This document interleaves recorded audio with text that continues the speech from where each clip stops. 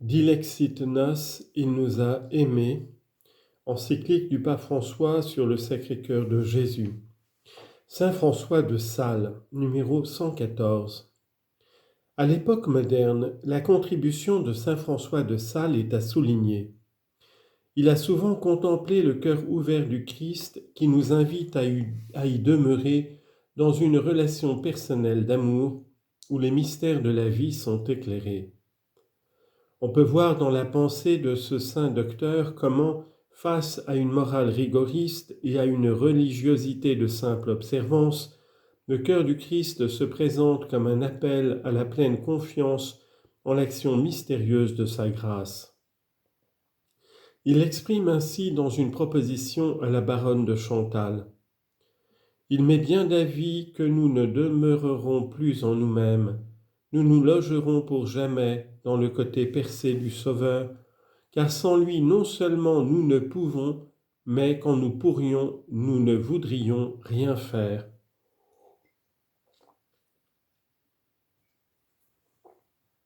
Pour lui, la dévotion est loin de devenir une forme de superstition ou une objectivation indue de la grâce.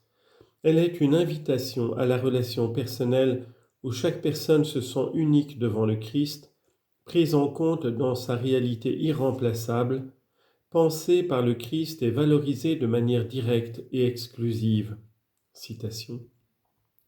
Ce cœur très adorable et très aimable de notre Maître, tout ardent de l'amour qu'il nous porte, cœur auquel nous verrons tous nos noms inscrits, sera un sujet de très grande consolation que nous soyons si chèrement aimés de notre Seigneur qu'il nous porte toujours en son cœur.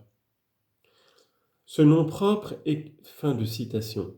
Ce nom propre, écrit dans le cœur du Christ, est la manière dont saint François de Sales veut symboliser jusqu'à quel point l'amour du Christ pour chacun n'est pas générique ni abstrait, mais personnel, où le croyant se sent valorisé et reconnu pour lui-même. Citation. Que ce ciel est beau maintenant que le Sauveur y sert de soleil et la poitrine dit celui d'une source d'amour de laquelle les bienheureux boivent à souhait. Chacun se va regarder là-dedans et y voit son nom écrit d'un caractère d'amour que le seul amour peut lire et que le seul amour a gravé. Dieu, ma chère fille, les nôtres n'y seront-ils pas?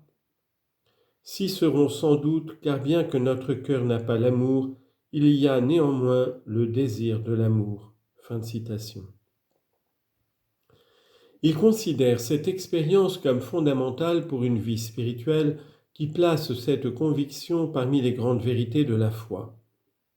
Oui, ma très chère fille, il pense en vous, et non seulement en vous, mais aux moindres cheveux de votre tête. C'est un article de foi et il n'en faut nullement douter. Fin de citation.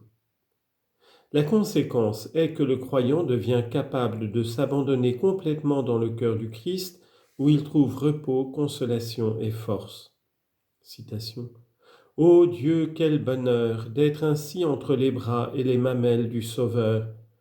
Demeurez ainsi, chère fille, et comme un autre petit Saint Jean, tandis que les autres mangent à la table du Sauveur diverses nourritures, reposez et penchez par une toute simple confiance votre tête, votre âme, votre esprit sur la poitrine amoureuse de ce cher Seigneur. J'espère que vous serez dans la caverne de la tourterelle et au côté percé de notre cher Sauveur. Que ce Seigneur est bon, ma chère fille, que son cœur est aimable, demeurons là en ce saint domicile. Fin de citation. Mais fidèle à son enseignement sur la sanctification dans la vie ordinaire, il propose que cela soit vécu au milieu des activités, des tâches et des devoirs quotidiens. Citation. Vous me demandez comment les âmes qui sont attirées en l'oraison à cette sainte simplicité et ce parfait abandonnement à Dieu se doivent conduire en toutes leurs actions. Je réponds que non seulement en l'oraison, mais en la conduite de toute leur vie, elles doivent marcher invariablement en esprit de simplicité, abandonnant et remettant toute leur âme, leurs actions et leurs succès au bon plaisir de Dieu, par un amour de parfaite et très absolue confiance, se délaissant à la merci et aux soins de l'amour éternel que la divine providence a pour elle. » Fin de citation. Pour toutes ces raisons, lorsqu'il s'agit de penser à un symbole qui puisse résumer sa proposition de vie spirituelle, il conclut « J'ai pensé, ma chère mère, si vous en êtes d'accord, qu'il nous faut prendre pour âme un unique cœur percé de 2 flèches enfermées dans une couronne d'épines. » Fin de citation. Une nouvelle déclaration d'amour. Les événements de Paray-le-Monial à la fin du XVIIe siècle se sont déroulés sous l'influence salutaire de cette spiritualité salésienne. Sainte Marguerite-Marie Alacoque a fait le récit d'importantes apparitions entre la fin de décembre 1673 et juin 1675. De la première grande apparition, il ressort essentiellement une déclaration d'amour. Jésus dit « Mon divin cœur est si passionné d'amour pour les hommes et pour toi en particulier, que ne pouvant plus contenir en lui-même les flammes de son ardente charité, il faut qu'il les répande par ton moyen et qu'il se manifeste à eux pour les enrichir de ces précieux trésors que je te découvre. » Fin de citation. Sainte Marguerite-Marie résume cela avec force et ferveur. Citation. « Il me découvrit les merveilles de son amour et les secrets inexplicables de son sacré cœur qu'il m'avait toujours tenu caché jusqu'alors qu'il me l'ouvrit pour la première fois, mais d'une manière si effective et sensible qu'il ne me laissa aucun lieu d'en douter. » Fin de citation. Dans les déclarations suivantes, la beauté de ce message est réaffirmée. Citation.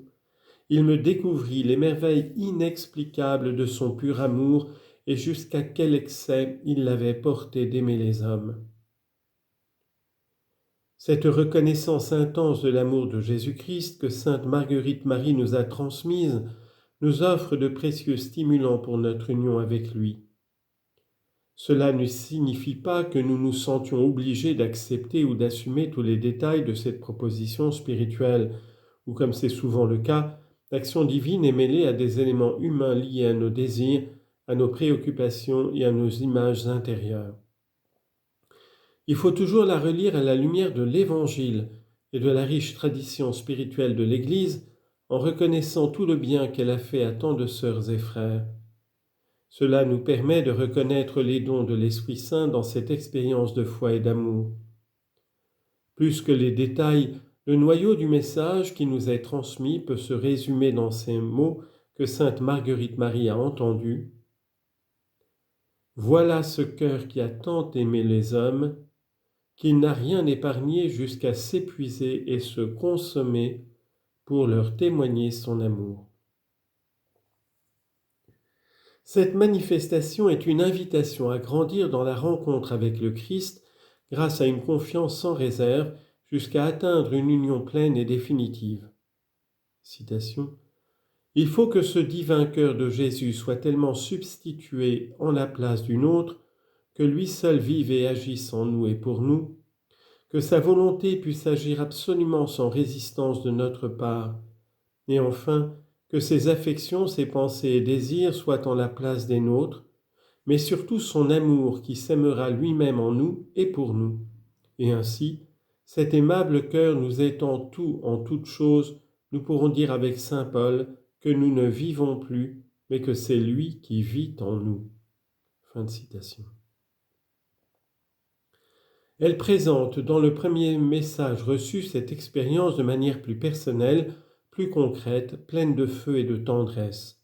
Citation. « Il me demanda mon cœur, lequel je le suppliais de prendre, ce qu'il fit, et le mit dans le sien adorable, dans lequel il me fit voir comme un petit atome qui se consommait dans cette ardente fournaise. » Fin de citation. À un autre moment, nous constatons que celui qui se donne à nous, c'est le Christ ressuscité, plein de gloire, de vie et de lumière. Certes, il parle ailleurs des souffrances endurées pour nous et de l'ingratitude qu'il reçoit. Mais ici, ce ne sont ni le sang ni les blessures souffrantes qui ressortent, mais la lumière et le feu du vivant.